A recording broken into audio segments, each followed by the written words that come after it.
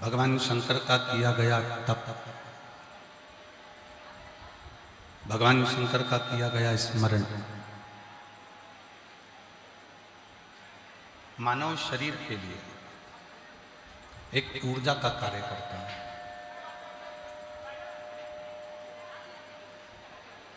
यहां तक शिव महापुराण की कथा कहती है कि मानव देह में ऐसा लगता है कि जैसे शरीर में कोई ऊर्जा नहीं है, शरीर में कोई ताकत नहीं है, शरीर में कोई एनर्जी नहीं है। तो जब हम भगवान शिव की अविरल भक्ति को करना प्रारंभ करते हैं, जब हम भगवान शंकर की अविरल भक्ति को करते हैं, जब हम भगवान शंकर की अविरल भक्ति को धारण करते हैं, ऐसे से स्पीकर नहीं चल रहा है, कोई को खड़े होकर सुनो पहले, कोई भी स्पीकर नहीं चल रहा है, ना ये भी चल रहा है ना वो चल रहा है। कैसे भगवान की अविरल भक्ति को प्राप्त करना, भगवान शंकर की अविरल भक्ति को धारण करना, भगवान शिव का जो भजन है, भगवान शंकर का जो स्मरण है, भगवान शिव की जो भक्ति है, वो हमारे जीवन में एक ऊर्जा देती है, एक ताकत देती है। लोग कहते हैं कि पंचाक्षर मंत्र नमः शिवाय, षडाक्षर मंत्र ओम नमः शिवाय या श्री शिवाय नमस्तुभ्यम, जिन मंत्रों को हम जपते हैं वो मंत्र केवल मंत्र नहीं रहते।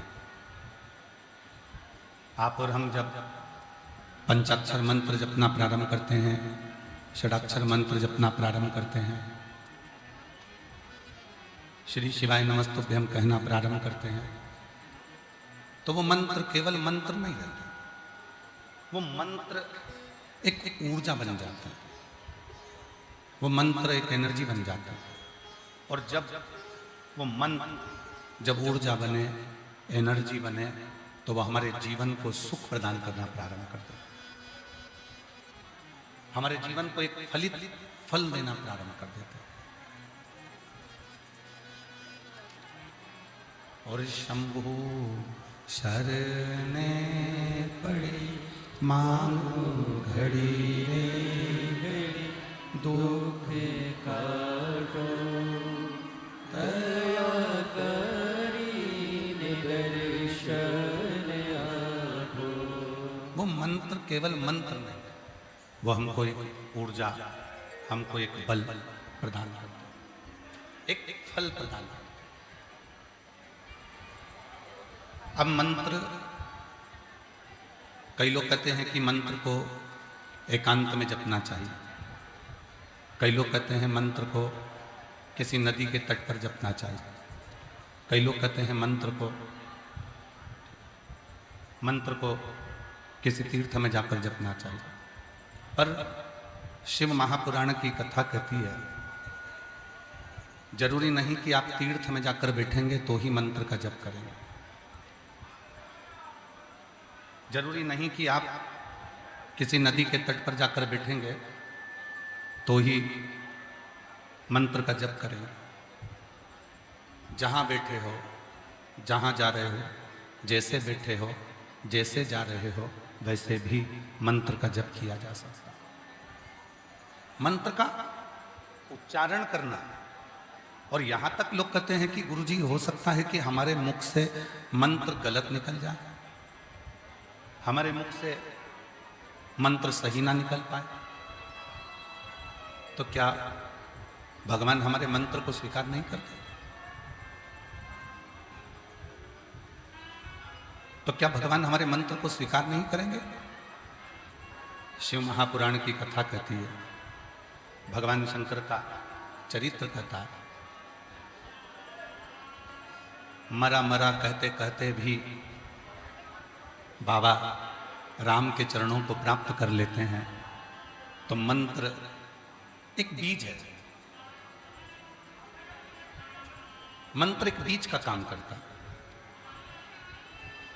जो खेती करने वाले हैं जो जमीन बोते हैं, खेती करते हैं, गेहूं लगाते, सोयाबीन लगाते, मक्का लगाते, धान की फसल लगाते,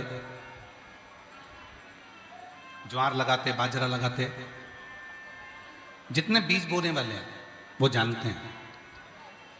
बीज बोने वाला एक एक बीज पकड़कर सीधे जमीन में नहीं रखता।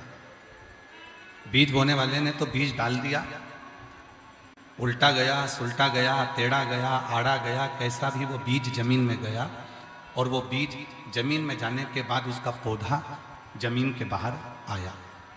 अब बीज टेढ़ा गया था, बीज उल्टा गया था, बीज आड़ा टेढ़ा गया था, ये किसी को नहीं। बीज ने अपना काम करा और वो बीज फलित होकर, अंकुरित होकर एक पौधे का रूप रख लिया। उस बीज ने पौधे का रूप धारण कर लिया। उस बीज ने अंकुरित होकर एक वृक्ष बन गया, एक पौधा बन गया। अब उल्टा बीज डाला था, सीधा डाला था, पृथ्वी में जैसा भी बीज बोया, बीज अपना काम करा और पौधा सीधा गया। उसी तरह मंत्र बोल रहे हो, कोई गलती हो गई है, कोई बात नहीं। मंत्र बोलने में कोई त्रुटि हो गई है, कोई बात नहीं। मंत्र बोलने में कुछ तकलीफ हो गई है, कोई बात नहीं। हम तो बाबा के भरोसे चलते हैं, हम तो बाबा के भरोसे चलते हैं।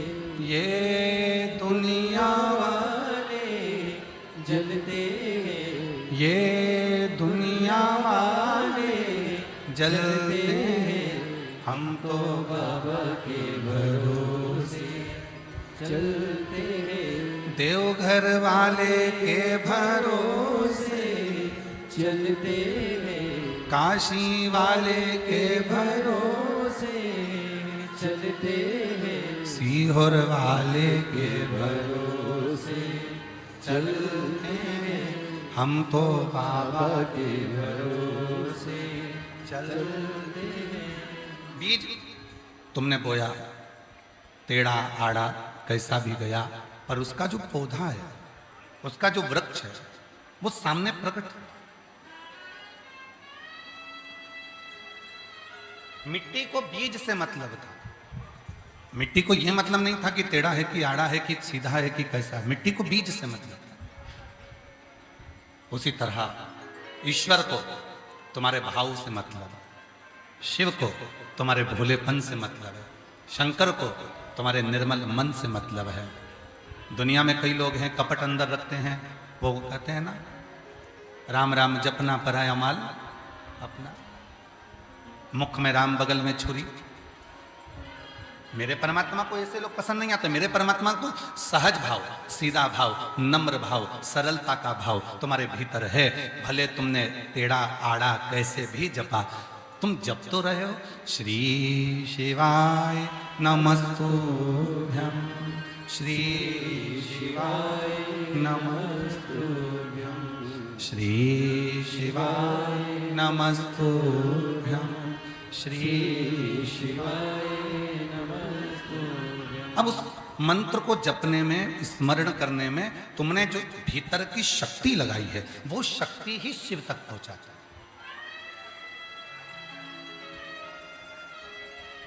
एक पत्र है बड़ा सुंदर, एक लड़के ने जिद पकड़ ली, उसको आईएएस ऑफिसर बनना है। उसने अपनी मम्मी से भी झगड़ा कर लिया। सीहोर वाला बाबा कहता है कि जो पंडाल में मांगो वो मिलता, तो मुझे आईएएस ऑफिसर बनना है तो मैं मानूं कि सीहोर वाला बाबा है, नहीं तो काय को मानूं। विवेक कुमार जी, उस बच्चे ने जिद पकड़ी, उसका पत्र आया।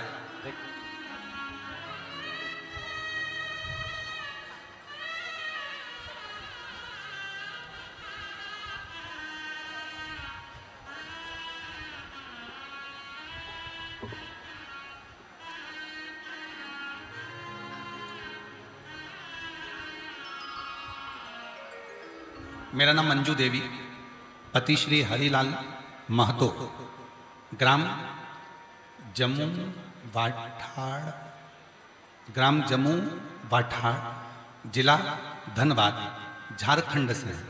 कहीं बैठे हों तो हाथ हिला सकती हैं, कहीं बैठे हों तो हाथ हिला सकती हैं। मंजू देवी पति श्री हीरालाल महतो, ग्राम जम्मू वाठाड़, जिला धनबाद, झारखंड से। मेरा मोबाइल नंबर ये है। श्री शिवाय नमस्तुभ्यम। गुरुजी, मैं एक लोटे जल का और शिव के मंदिर में सेवा का क्या फल है बताना चाहती हूँ। बाबा के मंदिर की सेवा, हम शिव के मंदिर की सेवा करते हैं, रोज जल चढ़ाते हैं, बाबा से विनती करते हैं। हमारे गांव के मंदिर में ज्यादा कोई मंदिर नहीं जाता था, पर जब से आपकी शिव पुराण की कथा गांव के लोगों ने सुनी, तब से वो मंदिर जाना प्रारंभ कर दिए। अब हमारे गांव के मंदिर में लोग जाते हैं। गुरुदेव, मेरे 2 बच्चे हैं और दोनों बच्चों को एक ही बात कहती हूं कि शिव के मंदिर में जाया करो, जल चढ़ाया। मैंने अपने बच्चों को IIT की परीक्षा में, BHU बनारस में इंजीनियरिंग की पढ़ाई भी कराई।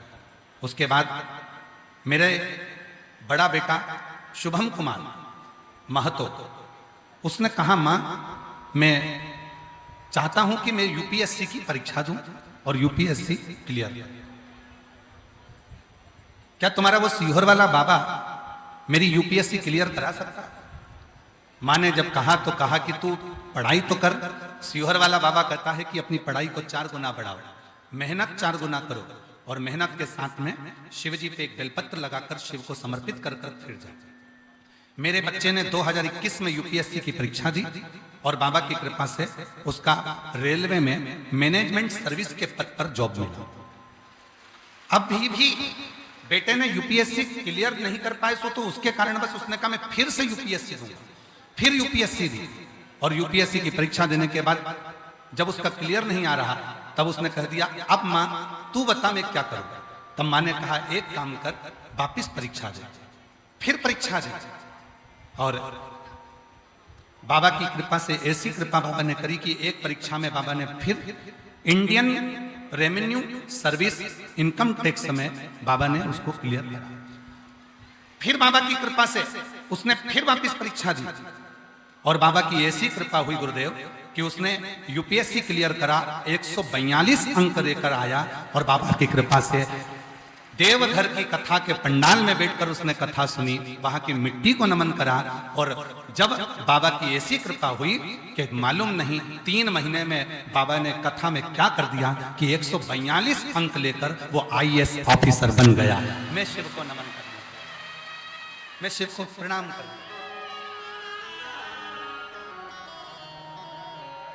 और तेरी कृपा बिना न हिले एक भी अणु, लेते श्वास तेरी कृपा से बखान क्या करो मैं राखों के ढेर का, चपटी बबूद में खजाना हे गंगाधार मुक्ति ओम कर तू भोले ओम कर तू। इस पत्र में उस बहन ने एक बात लिखी है,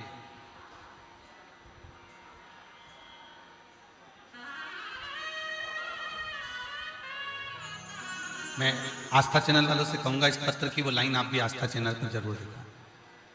उस बहन ने जो लिखा,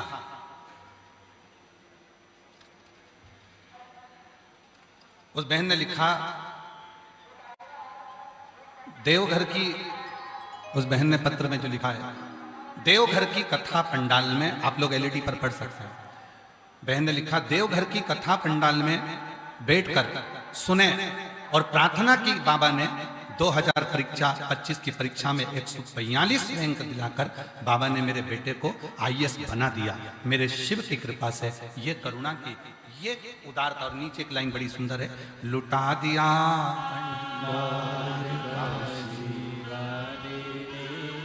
कर दिया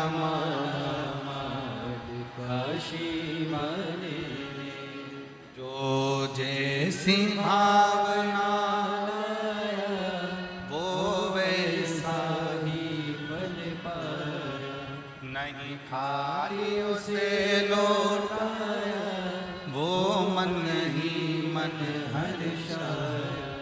और कर दिया माला माल काशी वाले ने, लुटा दिया काशी वाले। कहाँ बैठे हो, शिव जी को उससे मतलब नहीं। पंडाल में बैठे हो कि पंडाल के बाहर बैठे हो, शिव जी को उससे मतलब नहीं। आगे बैठे हो कि पीछे बैठे हो, शिव जी को उससे मतलब नहीं। पंडाल में बैठकर सुन रहे हो, टीवी पर सुन रहे हो, मोबाइल पर सुन रहे हो, कथा कहां बैठकर श्रवण कर रहे हो, शिव जी को उससे मतलब। शिव तो ये देखते हैं कि तू अपना दिल, अपना मन, अपना भाव मुझसे कितना जोड़ रहा है, कितना जोड़।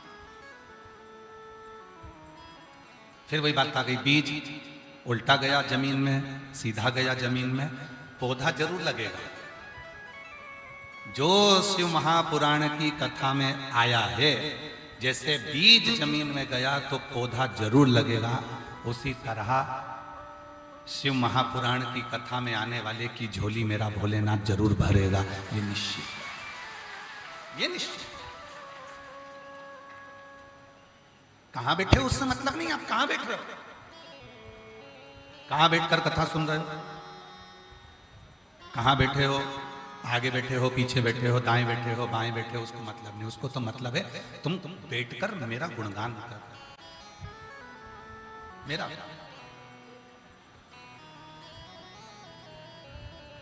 कल एक पत्र आया था, उसको ढूंढना पड़ेगा।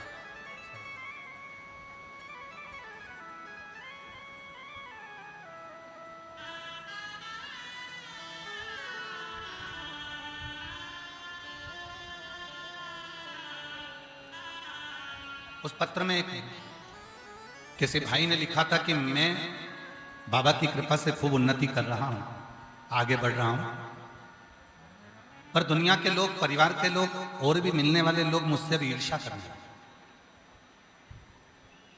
कोई मेरे ऊपर टोना करवाता है, कोई मुझे गाली देता है, कोई मुझे अपशब्द कहता है, कोई मुझे बद्दुआ देता है, कोई मुझे श्राप देता है, कोई मुझे कुछ कहता है। गुरुजी, उसने पत्र में लिखा था कि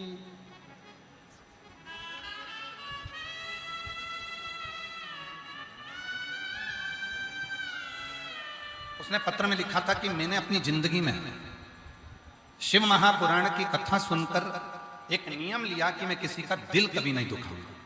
इसलिए मैं अपनी दुकान करता हूं, अपना व्यापार करता हूं, मैं कहीं ज्यादा जाता आता नहीं। कहीं बैठा हो वो व्यक्ति तो वो, उसका पत्र ढूंढना पड़ेगा, उसका नाम ढूंढना पड़ेगा। पर लोग मुझे अपशब्द कहते हैं, लोग मुझे ताना देते हैं, लोग मुझे बद्दुआ देते हैं, लोग मुझे श्राप दे देते हैं। पहले मैं जब बहुत छोटा था, मेरी एक दुकान थी छोटी सी, और मैं बहुत गरीब परिस्थिति में था, तब कोई मुझे ना तो बदुआ देता था, ना श्राप देता था, ना अपशब्द कहता था, ना लोग मुझसे जलते थे, ना ईर्ष्या करते थे। अब तो लोग मुझसे ईर्ष्या करते हैं, बदुआ देते हैं, अपशब्द कहते हैं। गुरुजी, कोई मुझ पर कुछ कर ना पाए और किसी की नजर मुझे ना लगे, उसके लिए मुझे क्या करना चाहिए? उसने प्रश्न किया। आज हम उसका उत्तर दे देते हैं। अगर वो बेटा कथा सुन रहा हो तो केवल 2 काम करो। एक, माँ की सेवा करो, अपने घर में जो माँ है उसकी सेवा करो, और दूसरी महादेव की सेवा करो, बस, फिर कुछ नहीं बिगड़ने।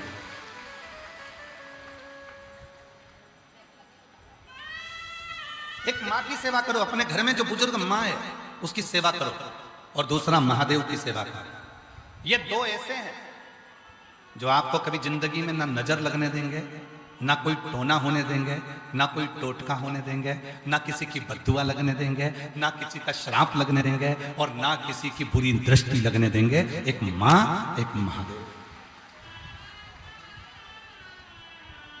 2 है।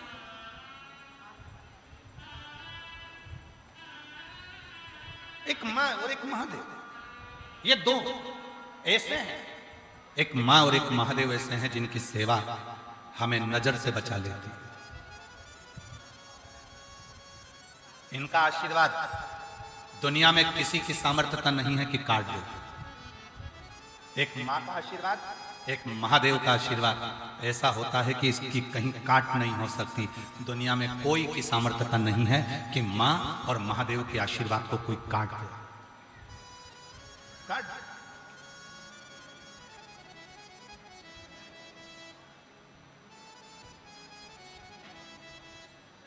किसी की नजर लगती है तो क्या करते हैं? महादेव के जो भक्त होते हैं नजर कैसे उतारते हैं? शिव जी के मंदिर में जाकर जल चढ़ा देते हैं। जल को लाकर अपने बेटे पे ही स्मरण कर घुमाकर वही जल बेटे के ऊपर छीट देते हैं।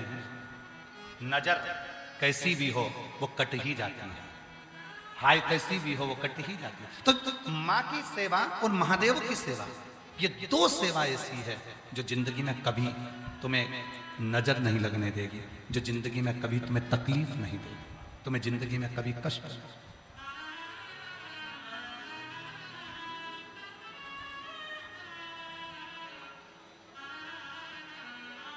कर सेवा तू लगन लगाकर, मन में सच्चा भाव जगाकर, और ही की आंखें खोलो रे, अब भोले के भोलो, ही की आंखें खोलो रे, अब भोले के भोलो रे। बस दो सेवा करना। घर में बुजुर्ग माँ है उसको प्रणाम करो, घर में बुजुर्ग माँ है उसकी सेवा कर लो, घर में बुजुर्ग पिता है उसकी सेवा कर लो, घर में बुजुर्ग पिता है उसकी आदर कर लो, और एक मेरे महादेव की सेवा, मेरे शिव की सेवा। बहुत है, बहुत।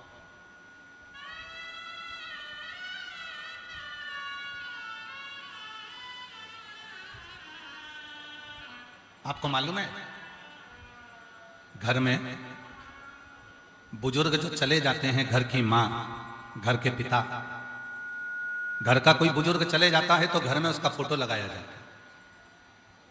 क्यों लगाते हैं? किस लिए लगाते हैं? उनका फोटो देखेंगे तो हमें क्या मिलेगा? घर की बुजुर्ग माँ, घर के बुजुर्ग पिता जब अपना देह त्याग कर चले जाते हैं तो उनका फोटो घर में लगा दिया जाता है। रोज भगवान को प्रणाम करते हैं तो हम उनको भी प्रणाम करते हैं। किस लिए करते हैं? दो चीजों के लिए। एक, पूर्वजों को प्रणाम करने से, पूर्वजों के चित्र को प्रणाम करने से चित्त और चरित्र दोनों श्रेष्ठ रहते हैं। अपने पितरों को, अपने पूर्वजों को, अपने गए हुए उन जीवों को प्रणाम करने से चित्त और चरित्र ये दोनों श्रेष्ठ है।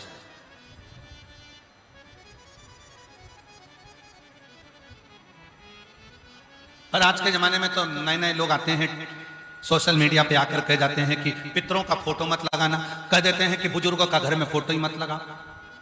और हम तो यहां तक कहते हैं, जो तुमसे कह देना, कहीं का महाराज तुमसे कह दे कि अपने पितरों का, अपने पूर्वजों का फोटो मत लगा, वही महाराज अपना खुद का फोटो लगवा देता है तुम्हारे घर में कि हमारा लगाओ पर अपने पूर्वजों का मत लगाओ। हमें पूजो पर अपने पूर्वजों को मत पूजो, हमारी पूजन करो पर अपने पितरों की पूजन मत करो। आज के जमाने में लोग इतना डरा देते हैं कि पितरों का फोटो यहां मत लगाओ, पितरों का फोटो वहां मत लगाओ, पितरों का फोटो यहां मत लगाओ, अपने माता पिता का फोटो यहां मत लगाओ, अपने माता पिता का फोटो वहां मत लगाओ। भ्रम में डाल दो।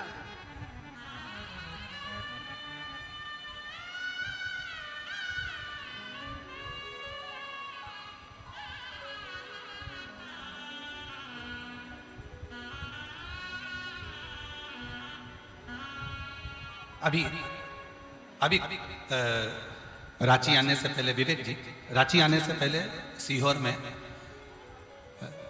प्राण प्रतिष्ठा महोत्सव था, मुरली मनोहर मंदिर में। विवेक जी, जब उसकी सूचना हमने किसी को नहीं दी थी, कारण था गर्मी बहुत तेज थी, सीहोर आप लोग आते, वहां थोड़ा पानी का तकलीफ होता, इसलिए उस अनुष्ठान को, प्राण प्रतिष्ठा को हमने गोपनीय रूप से किया। कलयुग में सतयुग, त्रेतायुग और द्वापर युग, इन तीनों का समावेश कुबेरेश्वर धाम की धरा पर कर दिया। शंकर पार्वती जी, सीताराम जी और कृष्ण राधा जी कुबेरेश्वर धाम पर कलयुग में सतयुग, त्रेता और द्वापर। अब कई लोगों ने कहा क्यों गुरुजी आपने एक ही मंदिर में शंकर पार्वती को विराजमान करा, एक ही मंदिर में सीताराम जी को विराजमान करा, एक ही मंदिर में कृष्ण राधा को विराजमान करा, ऐसा क्यों? हमने कहा पूरी शिव महापुराण को पढ़ा, स्कंद पुराण को पढ़ा, कूर्म पुराण को पढ़ा, विष्णु पुराण को पढ़ा, 18 पुराणों को पढ़कर देख लिया, सभी पुराणों में एक ही चीज मिली कि भगवान नारायण के दिल में अगर कोई बसते हैं तो शिव बसते हैं, और शिव के दिल में अगर कोई बसते हैं तो नारायण बसते हैं। शिव जी को प्रेम है राम और भगवान कृष्ण से, और राम और भगवान कृष्ण को प्रेम है भगवान शिव से। इसलिए सतयुग, त्रेता और द्वापर का समावेश कलयुग में कुबेरेश्वर धाम पर कर दिया, जिससे सारे शिव भक्त मुरली मनोहर मंदिर का जब दर्शन करने आए तो उनको सतयुग, त्रेता और द्वापर का दर्शन कलयुग में जब एक जगह पर एक ही मंदिर में होगा तो उनकी जिंदगी सार्थक हो जाए, उनकी जिंदगी का सारा दुख मिट जाए। अब विवेक जी बात यहां अड़ी कि यज्ञ चालू हुआ,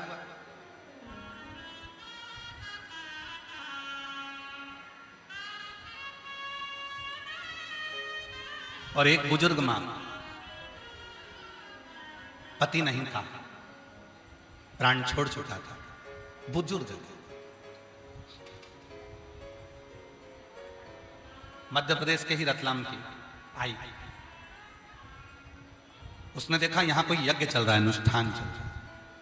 उसने कहा क्या मैं बैठ जाऊं अनुष्ठान में? पर मैं विधवा हूं, विधव्य हूं। अब उसकी बात सुनकर हमको पहले तो बहुत ऐसा लगा कि उसने कहा कि मैं विधवा हूं, पर तुमरुका जी ने चंचुला देवी का पति प्रेत योनि में पड़ गया,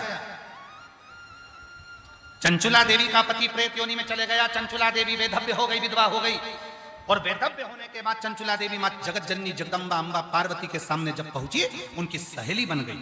अब जरा विचार करिएगा, अपनी बुद्धि में लीजिएगा, विवेक में लीजिएगा।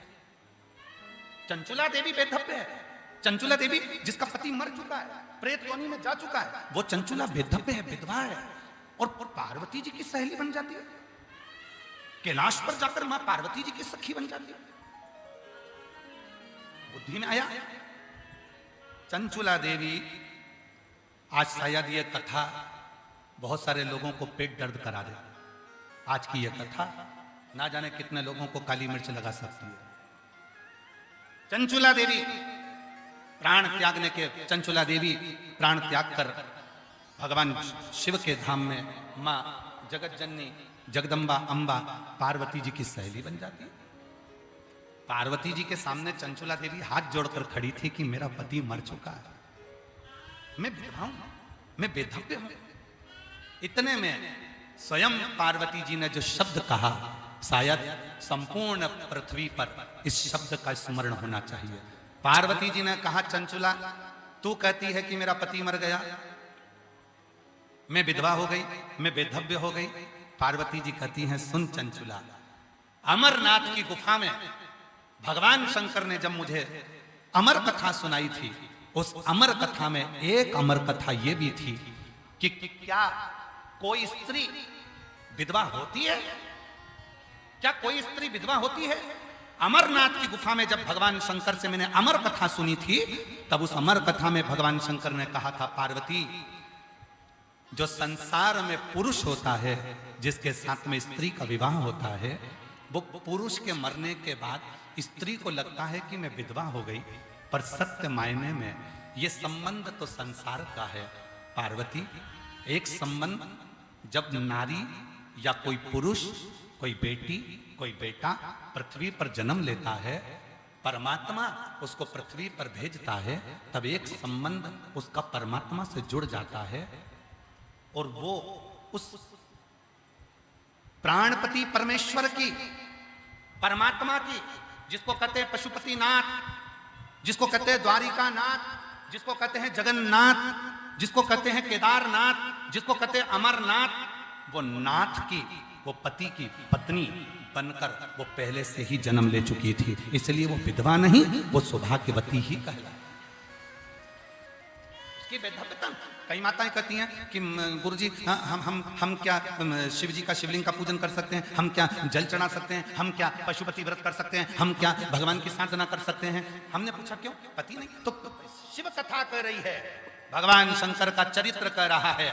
ये जो संबंध जुड़ा मृत्यु लोक में आने के बाद, तुम किसी की पत्नी बनी, वो कोई तुम्हारा पति बना, ये संबंध तो संसार का है, पर ये आत्मा, गीता में कहते हैं भगवान, इस आत्मा को ना शस्त्र काट सकता है, ना अग्नि जला सकती है, ना जल गीला कर सकता है, ना वायु सुखा सकती है। ये आत्मा जो अजर अमर है, उस अमरनाथ की गुफा में शिव कहते हैं इस आत्मा का विवाह तो परमात्मा के साथ कब का हो गया और ये अजर अमर हो चुकी है। अब ये यहां के रीति से भले कुछ भी हो सकता है, पर वहां की रीति से तो ये सौभाग्यवती है। रीति से आओ मेरी सखियों मुझे मेहंदी लगा दो, मेहंदी लगा दो मुझे, सजा दो, और मुझे भोले बाबा की दुल्हन बना दो, मुझे भोले बाबा की दुल्हन बना। फिर संवाद आगे आया, संसार में एक व्रत ऐसा होता है जो मरने तक नहीं छूटता, मृत्यु की सैया तक नहीं छूटता, वो व्रत केवल एक ही होता। बताओ सब लोग बताओ कौन सा व्रत है वो? अब इधर होता है कि नहीं होता हमको नहीं मालूम है, पर हमारे उधर उस व्रत की प्रधानता है जिसको कहते हैं हरतालिका तीज। बोलो बोलो बोलो, इधर होता है क्या? जम के तो बोलो, होता है हरतालिका तीज।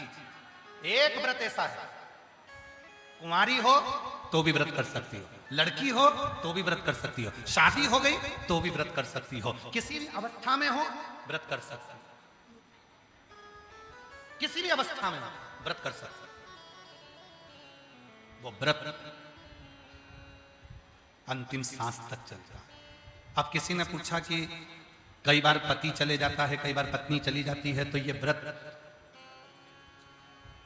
हरतालिका तीज का व्रत, कोई बुजुर्ग हो गई 70 साल की 72 साल की, उसका पति नहीं है और वो भी व्रत कर रही है, अब जरा विचार करिए, वो भी पूजन कर रही है, तो सारे जितने व्रत हैं उसमें तो कहा गया कि भाई ऐसे ऐसे व्रत करो, पर इस व्रत में तो वो जैसी है वैसी ही व्रत करेगी। क्यों?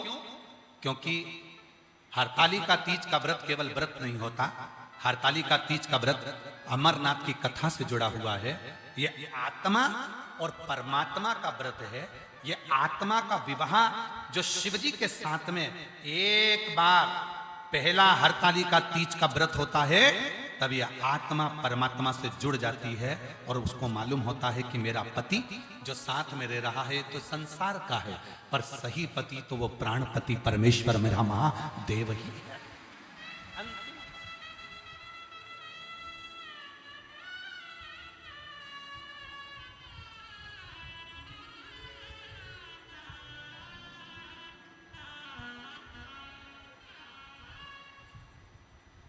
अब किसी ने कहा कि गुरुजी चंचुला देवी का चरित्र, बहुत सावधानी से सुनना कथा को। चंचुला देवी का चरित्र, चंचुला का पति क्या बना मरने के बाद? जम के बोलो, प्रेत। चंचुला कौन बनी मरने के बाद? पार्वती जी की। अब अगर पति प्रेत बना था तो इसको भी तो भूतनी बनना था। बोलो बोलो, सही है कि गलत है? अगर पति प्रेत बना था तो इसको भी प्रेतनी बनना था, क्योंकि हमने तो लोगों के मुख से सुना है, कई लोग बोलते हैं कि पति अगर वो भूत बना तो पत्नी भूतनी बनी। ए भाई, तू समोसा खाएगा तो तेरा पेट भराएगा, वो समोसा खाएगी तो उसका पेट भराएगा।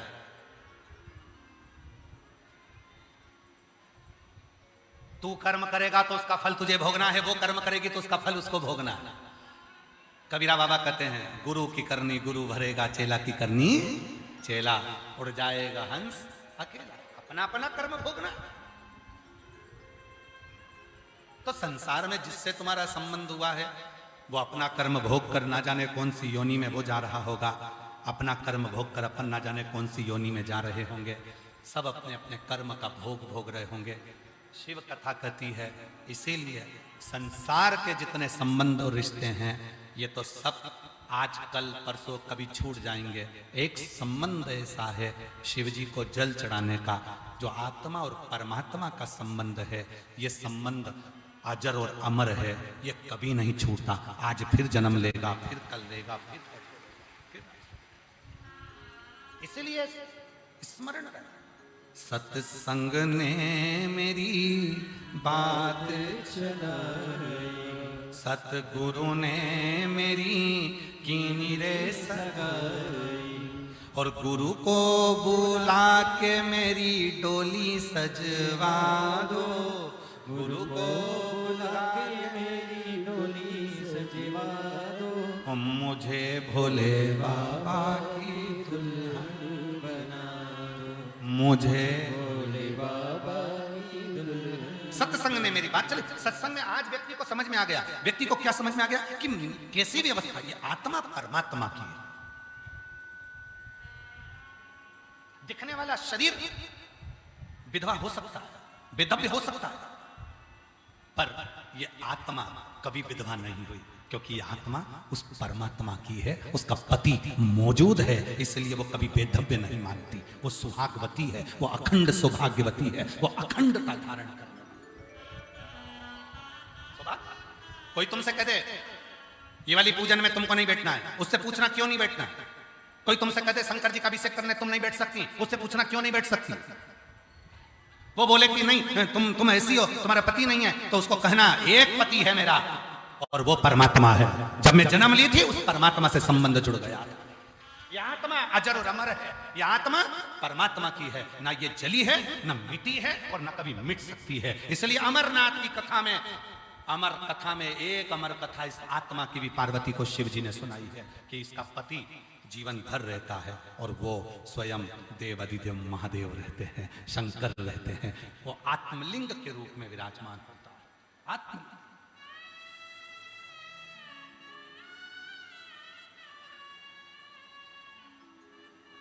करो सेवा शिव की, भगवान शंकर की आराधना, भगवान शंकर की सेवा। इसीलिए शिव महापुराण की कथा कहती है मंत्र जपने में ये मत सोचना कि मैं कहां बैठी हूं, मंत्र जपने में ये मत सोचना कि मैं कहां हूं। मंत्र जपना है, उल्टा जपो, सुल्टा जपो, सीधा जपो, आड़ा जपो, टेढ़ा जपो, जैसा जपना जपो। श्री शिवाय नमस्तुभ्यम जपो।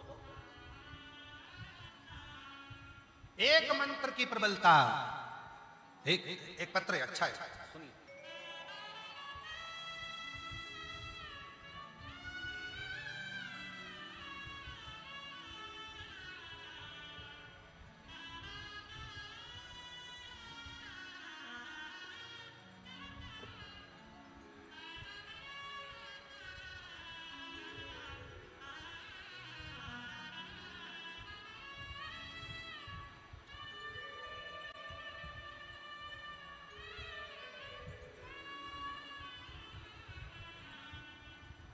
मेरा नाम भानु देवी, उम्र 75 वर्ष। कहीं बैठी हो भानु देवी, उम्र 75 वर्ष। आ जाइए, आप ही हैं, आ जाओ। एक बार वापिस हाथ हिला तो आ जाओ, आ जाइए। मेरा नाम भानु देवी, उम्र 75 वर्ष, रांची की रहने वाली हूँ। मेरा मोबाइल नंबर ये। एक लोटे जल का मैं क्या गुणगान करूं गुरुदेव। जनवरी 2023 को मेरी तबीयत अचानक खराब हो गई। जांच करने पर पता चला कि मेरे बच्चा दानी में 4 स्टेज का कैंसर है। हम सब डर गए। कोई कहता मुंबई ले जाओ, कोई कहता चेन्नई ले जाओ, जहां जहां सुनते। तब हम सुकुरहुटू में कैंसर अस्पताल में तुरंत गए। बेटे बहू मुझे वहां लेकर गए। वहां डॉक्टर ने कहा कि 25 रेडिएशन, 4 कीमोथेरेपी, 4 रेडिएशन बच्चेदानी के अंदर होंगे। पर डॉक्टर ने साथ में एक और चीज कह दी कि 4th स्टेज का कैंसर है, बचना मुश्किल है, बचना मुश्किल है। बच जाए वो कुछ नहीं, शरीर में पूरे में कैंसर फैल चुका है, बचेगी तो मुश्किल है। 1 महीना, 15 दिन, 20 दिन, बस इतना, इससे ज्यादा। एक दिन पड़ोसन को मालूम पड़ा, वो देखने के लिए, और उसने कह दिया आस्था चैनल पर सीहोर वाला बाबा कथा करते हैं, उसमें अपने रुद्राक्ष के जल की महत्व बताते हैं। हमारे पास रुद्राक्ष नहीं था, पड़ोसी ने हमें रुद्राक्ष जल लाकर देना प्रारंभ करा। मेरे पति सुरेंद्र सिंह हर दिन मंदिर जाते, उस जल को बाबा को चढ़ाते और बेलपत्री और जल लाकर देते। हर दिन उस जल का आचमन करती। शिव जी की कृपा से हमने डॉक्टर से कहा, डॉक्टर तुम अपना काम करो, हमें विश्वास है 1 महीना तो नहीं पर मेरा बाबा मुझे सुरक्षित रखेगा। रेडिएशन भी लिए। आप कहते हो कि डॉक्टर शंकर का रूप है, जैसा डॉक्टर कहे वैसा करना। हमने जैसा डॉक्टर ने कहा वैसा करा और साथ में सीहोर के रुद्राक्ष का पानी शिव को चढ़ाकर उसको पीना चालू करा। डॉक्टर ने तो केवल 1 महीना दिया था, आज बाबा की कृपा से 2026 में भी जीवित बैठी हूं, ये बाबा की कृपा है। ये गुरुदेव डॉक्टर भी आश्चर्य में पड़ गए कि तुम्हारी पूरी की पूरी रिपोर्ट नील कैसे आ गई। शंभू की कृपा उदारता जब होती है तो शिव उसको स्वीकार करता है। और शंभू शरणे मांगू घड़ी रे घड़ी, दुख काटो दया करी न दर्शन आपो। ओ शंभू शरणे। हमारा निवेदन स्वीकार करिएगा। जो लोग धीरे धीरे थोड़ा खंबे के पास में जो भी हैं धीरे धीरे थोड़े बाहर की ओर बढ़ते जाएंगे। और हवा जब तेज रहे तो आप लोगों से निवेदन है कि पीछे वाले जितने भी पंडाल में बैठे हुए हैं वो लोग पीछे मैदान की ओर बढ़कर आराम से कथा को श्रवण करें। शंभू शरणे मांगू घड़ी रे घड़ी, दुख काटो दया करी दर्शन आपो। ओ शंभो शरणे पड़ी, मांगू घड़ी रे घड़ी, दुख काटो दया करी दर्शन आपो। ओ शंभो शरणे पड़ी, मांगू घड़ी रे घड़ी, दुख काटो दया करी दर्शन आपो। ओ शंभु शरणे पड़ी, मांगू घड़ी रे घड़ी, दुख काटो दया करी दर्शन आपो। शंभु शरणे पड़ी, मांगू घड़ी रे। शिव कृपा से आप ही को बाबा ने कृपा करी और 4th स्टेज का कैंसर होकर भी शिव जी ने करुणा कर कर स्वस्थ कर कर भेजा। एक बार जोरदार ताली बजाकर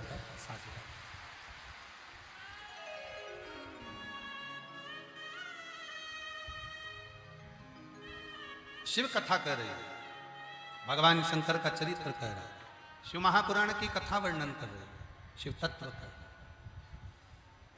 जो जैसी भावना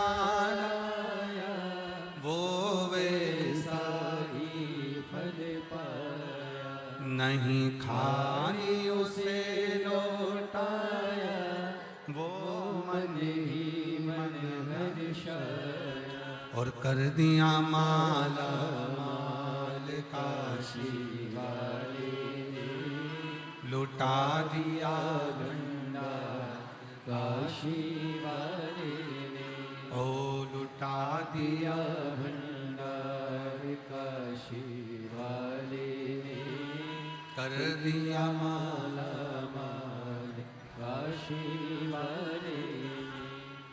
तो शिव कथा कर रहे, भगवान शंकर का चरित्र कर रहा, शिव महापुराण की कथा कर रहा।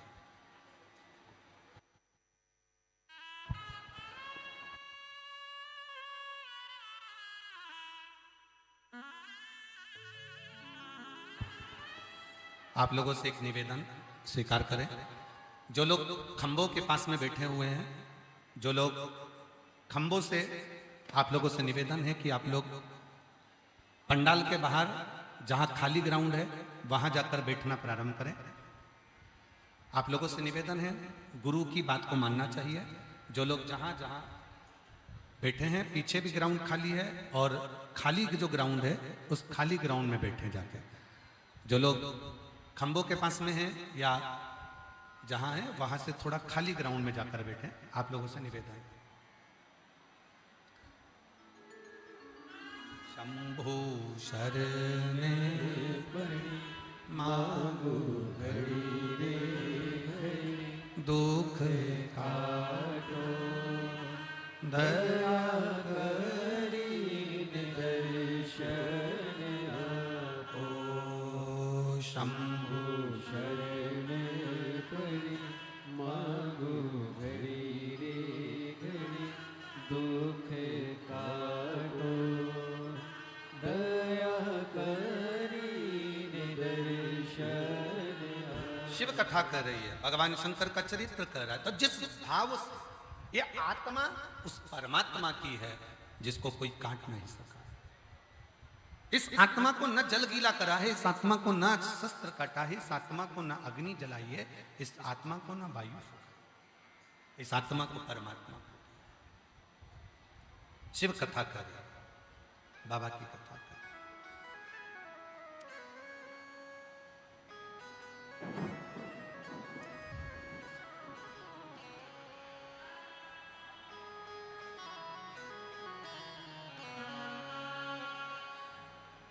पर्वत से भोले नीचे उतर आओ, पर्वत से भोले बाबा नीचे उतर आओ, पर्वत से भोले बाबा नीचे उतर आओ, पर्वत से भोले बाबा नीचे चले आओ, पर्वत से बोलो बोलो बोलो, भोले बाबा नीचे चले आओ, ओ पर्वत से भोले बाबा नीचे उतर आओ, पर्वत से भोले बाबा नीचे उतर आओ, ओ देर ना लगाओ भोला देर ना लगाओ, लगाओ भोला देर ना लगाओ, ओ देर ना लगाओ भोला देर ना लगाओ, लगाओ भोला देर ना लगाओ, ओ देर ना लगाओ भोला देर ना लगाओ। देर ना लगाओ भोला देर ना लगाओ। हमने झारखंड को नृत्य कैसा है, झारखंड का नृत्य कैसा है? देर ना लगाओ भोला देर ना लगाओ, देर ना लगाओ भोला देर ना लगाओ, ओ देर ना लगाओ भोला देर ना लगाओ, देर ना लगाओ भोला देर ना लगाओ, पर्वत से भोले बाबा नीचे उतर आओ, पर्वत से भोले बाबा नीचे उतर आओ, ओ पर्वत से भोले बाबा नीचे उतर आओ, पर्वत से भोले बाबा नीचे उतर आओ, बोला देर ना लगाओ बाबा देर ना लगाओ, देर ना लगाओ भोला देर ना लगाओ, ओ देर ना लगाओ भोला देर ना लगाओ, ओ देर ना लगाओ भोला देर ना आर्या पर्वत से भोले पर्वत से। से भोले बाबा नीचे उतर आओ, अब आप लोगों को गाना है, हमें सुनना है।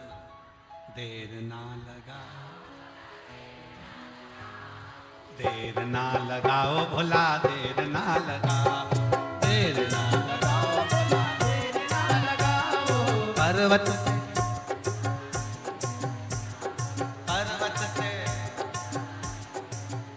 ओ देर ना लगाओ भोला देर ना लगाओ, देर ना लगाओ भोला देर ना लगाओ, ओ देर ना लगाओ भोला देर ना लगाओ, ओ देर ना लगाओ भोला देर ना भगवान शिव की पवित्र कथा कह रही है, शिव महापुराण की कथा वर्णन करती है। अपने स्थान पर बैठकर भगवान शिव को अपने मन का भाव कहेंगे, दिल से प्रार्थना करेंगे, भाव से बाबा को विनय करेंगे, निवेदन करेंगे, हृदय से बाबा को अपने मन का भाव करेंगे। ये कथा जो रांची झारखंड में चल रही है, ये 11 मई तक चलेगी, फिर 17 मई से 23 मई करनाल हरियाणा, नई अनाज मंडी करनाल हरियाणा की पवित्र भूमि पर दोपहर में 1 बजे से 4 बजे तक रहेगी। उसके बाद में 27 मई से 2 जून तक शिव महापुराण की कथा गांव दूधनाल, तालुका उमरगा, जिला धाराशिव, महाराष्ट्र में दोपहर 2 बजे से 5 बजे तक शिव महापुराण की कथा रहेगी। अधिक मास में 17 मई से 23 मई करनाल और 27 मई से 2 जून दूधनाल, तालुका उमरगा, धाराशिव, महाराष्ट्र में कथा रहेगी। बाबा को अपने मन का भाव कहेंगे, सभी प्रेम से बाबा को अपने मन की बात कहें, निवेदन करें, प्रार्थना।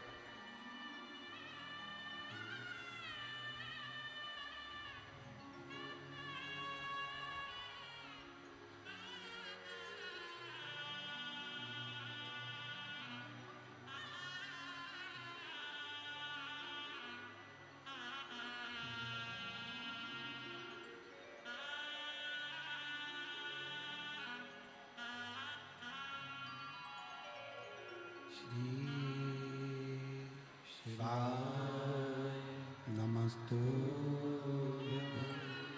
श्री शिवाय नमस्तु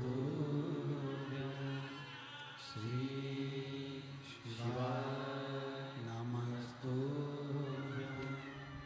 श्री शिवाय नमस्तु श्री शिवाय नमस्तु।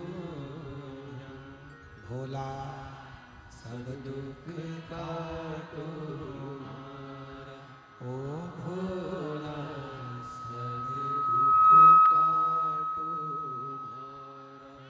शिव शंकर जपो तेरी माला, भोले बाबा जपो तेरी माला, भोला सब दुख काटो,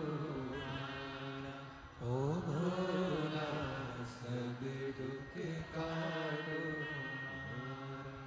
वेश है मंगल मंगलकारी, वेश है मंगल मंगलकारी, शमशान वासी हमारा, शमशान वासी हमारा, ओ भोला सब दुख काटो हमारा, ओ भोला सब दुख काटो हमारा।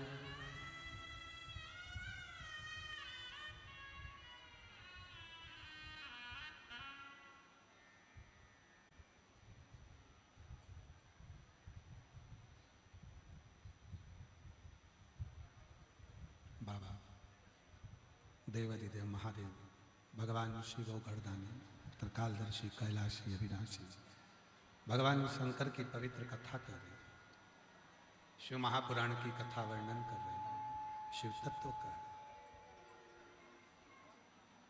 भगवान शंकर की पवित्र कथा कर रहे। अब जिस अवस्था में हो उस अवस्था में शिव को कहाँ हो, कैसे हो, उस अवस्था में शिव को जाओ।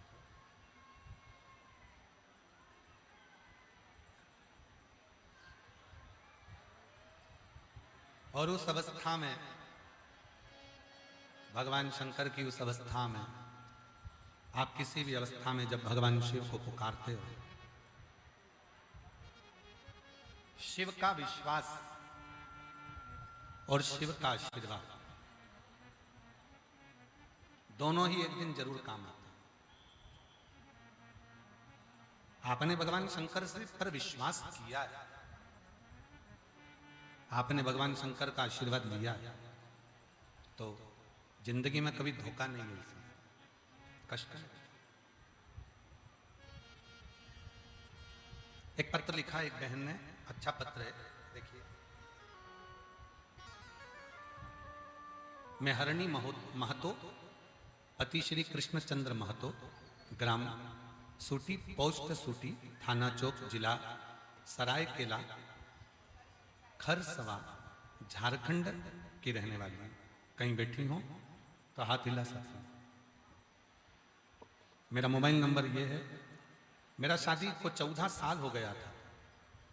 बच्चा नहीं होने की वजह से लोगों ने मेरे से दूरियां बना रखी थी। मेरा 2 बार बच्चादानी का ऑपरेशन भी कराया, फिर भी संतान हुई नहीं। सब जगह से जब हार गई, तब किसी के कहने पर सीहोर पहुंच गई और वहां कंकर शंकर की पूजा कर कर सफेद बैठी हैं, आ जाइए, जहां बैठी हैं आ जाइए, बच्चा हो साथ में तो उसको भी लिया, आ जाइए। कंकर शंकर की पूजा करी, सफेद आंकड़े की जड़ का प्रयोग करा, पशुपति नाथ का व्रत करा, सब करा, और बाबा की ऐसी कृपा हुई गुरुदेव, शंकर की कृपा से 5 सोमवार ही पूरे हुए थे और बाबा की कृपा से मेरे यहाँ 17/3/2025 को बेटे ने जन्म लिया। आज मैं बाबा को धन्यवाद देने के लिए यहाँ। एक पत्र और है। मैं दिव्या देवी, मेरे पति लक्ष्मण कुमार गुप्ता, जिला पूर्वी सिंहभूम के जमशेदपुर नगर में रहने वाली हूँ। मेरा मोबाइल नंबर यह है। शादी को 13 साल हो गए थे, पर मेरी कोई संतान नहीं थी। मैंने बहुत डॉक्टरों को दिखाया, IVF भी करवाया, फिर भी संतान का सुख नहीं हुआ। तब किसी के कहने पर कथा सुनना चालू करी, टीवी पर पशुपति व्रत किया, रुद्राक्ष महोत्सव में सीहोर गई और वहां बाबा की कथा सुनकर बाबा को प्रणाम कर कर आई और बाबा की कृपा से 13 साल के बाद मेरे घर में संतान की प्राप्ति हुई। फिर एक पत्र है। मेरे पति का नाम मुकेंद्र साव है और मेरा नाम आशा साव है। मैं जिला धनबाद, जिला हीरापुर, BDO ऑफिस के पास रहती हूँ। मेरा मोबाइल नंबर ये है। गुरुजी कहीं बैठी हो, जिन जिन के पत्र पढ़े जा रहे हैं, अगर बैठे हों तो आ सकते हैं बेलपत्र लेने के लिए। मेरी शादी के 10 साल पूरे हो गए, लेकिन कोई संतान का सुख नहीं हुआ। बाबा की ऐसी कृपा हुई, कथा सुनना प्रारंभ करी और 1 लोटा जल चढ़ाना, सफेद आंकड़े की जड़ का प्रयोग करा और बाबा की कृपा से 2024 में मेरा गर्भ ठहर गया और संतान की प्राप्ति हो गई। मैं बाबा को यहाँ नमन करने के लिए आई हूँ कि 8 तारीख 2024 सितंबर के महीने में मेरे घर में पुत्र रत्न की प्राप्ति 10 वर्ष के बाद हो गई। मैं शिव को यहाँ नमन कर लूँ। हम शिव से क्या कहते हैं, हम भगवान शंकर को क्या कहते हैं? हमारा विश्वास, हमारा भरोसा, हमारी दृढ़ता शिव के प्रति कितनी कैसी है, ये हम पर निर्भर करता है। शिव कथा कर रही है, भगवान शंकर का चरित्र कर रहा है। जरूरी नहीं है कि कहीं जाकर बैठोगे तो ही शिव प्राप्त होंगे।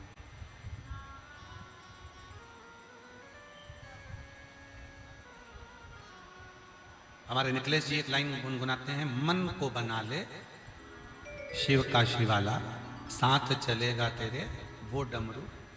मन को बना ले तू मन का शिवाला, साथ चलेगा तेरे वो डमरू वाला।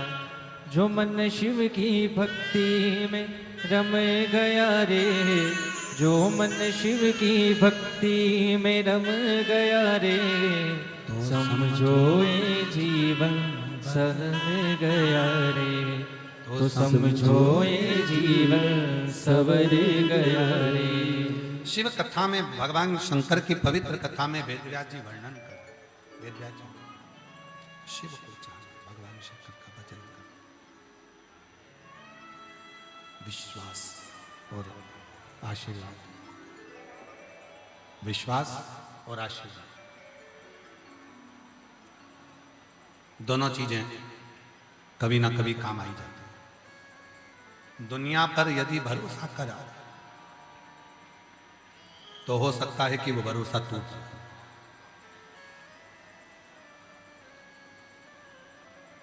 पर यदि देवाधिदेव महादेव पर भरोसा करा तो वो भरोसा कभी टूटता नहीं। कथा ने क्या दिया है? शिव महापुराण क्या देती है?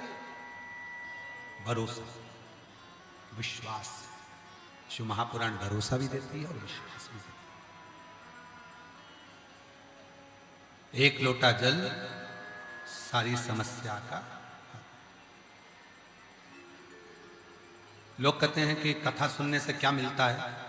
उनको बोलो शबरी जी को राम मिल गए, ध्रुव को श्री हरि मिल गए, प्रहलाद को नरसिंह भगवान मिल गए, मीरा को गिरधर गोपाल मिल गए, कर्माबाई को जगन्नाथ मिल गए, रामकृष्ण परमहंस को माँ जगत जननी मिल गई, संत तुकाराम जी को हरि विट्ठल मिल गए, नामदेव जी को पांडुरंगा मिल गए। दुनिया में ऐसा कौन है जिसको कथा सुनने से नहीं मिला?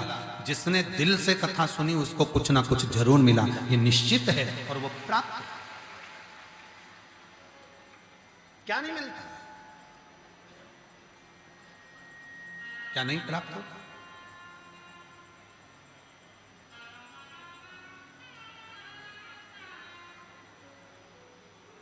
आप और हम कथा में जाते हैं, मंदिर जाते हैं,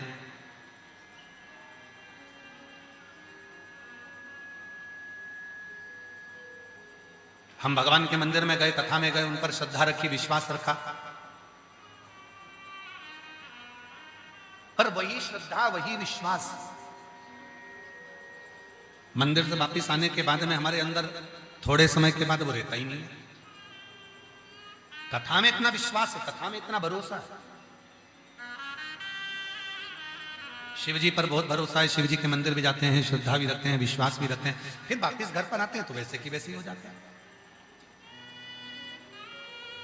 जैसे घर, अपने घर में कितनी भी झाड़ू लगाओ, कितनी भी सफाई कर लो, दूसरे दिन फिर थोड़ा ना थोड़ा कचरा आ ही जाए। बोलो बोलो, सही है कि गलत है?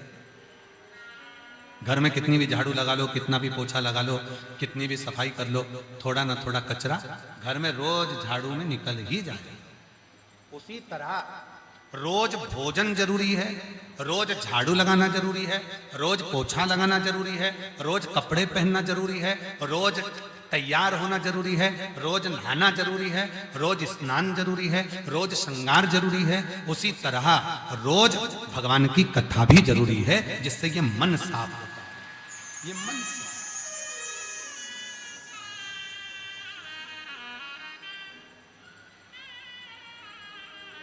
कथा क्या है? मन को साफ करने की एक आनंदमय पूंजी, मन को साफ।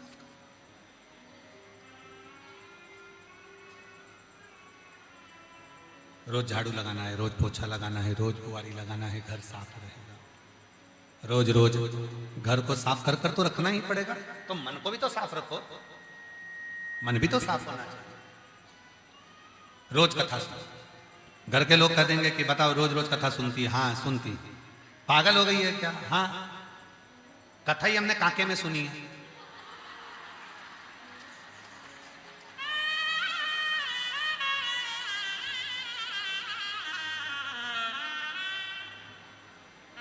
विवेक जी, ये बताओ कि तुमको ये काके ही क्यों मिला?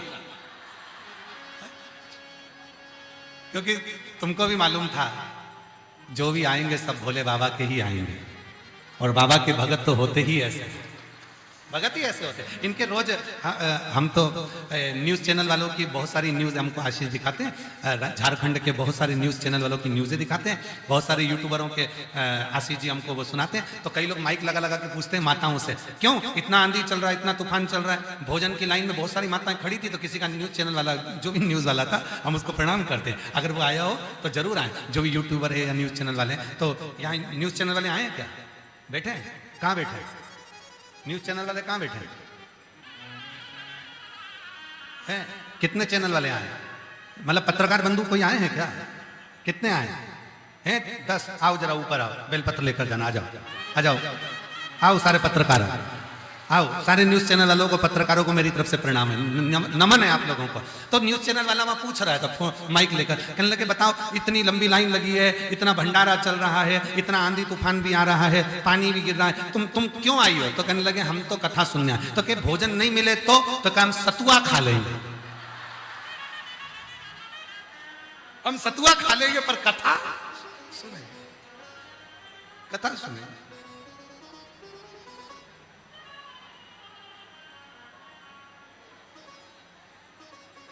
हम भले सतुआ खाएंगे पर कथा सुनेंगे, हमें कथा सुन। प्रीत लगी त्रिपुरारी से मैं उनकी हो गई,